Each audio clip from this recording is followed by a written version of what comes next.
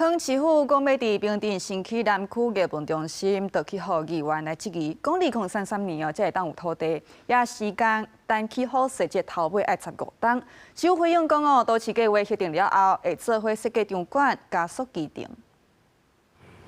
外观看起来阁新鲜，去年才完成结构的补强的中立艺术馆，其实已经有40年的历史。场馆的所在真细，设备阁旧，需要定定来维修。大型国际级的表演团队较袂想要来遮。文化局考虑到原地重建，但恐惊会真侪年无法度来进行艺文展演。规划伫未来代替平镇车头附近的平镇高中南边的农业区，新设南区艺文中心。就两边都可以平衡，就是南区跟北区都可以平衡。艺术馆其实那个场地是很好，可是不知道为什么就是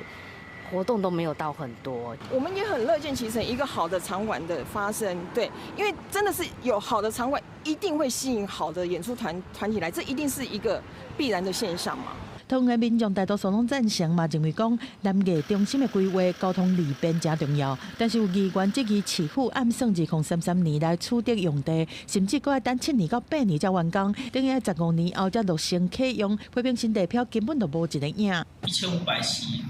到2000席的这个大型的演艺厅，那以及一座700到800的中型剧场，大概200到300的黑盒子的剧场，配合南区艺文中心的设立，还有铁路地下化的这个平镇站的南移，还有这个捷运局线的一个可行性规划的这个路线的相关的一个调整。平镇高中南平农业区整体开发计划案初步规划是以南区行政园区和符合国际水准的表演艺术场馆为主，差不多是46.3公顷的用地。都发局讲，后半年提报汤市都委会来审议了后，提送内政部审议。按算2028年都市计划核定了后，会公布来做场馆细部的设计，缩短整体的开发时程。记者综合报道。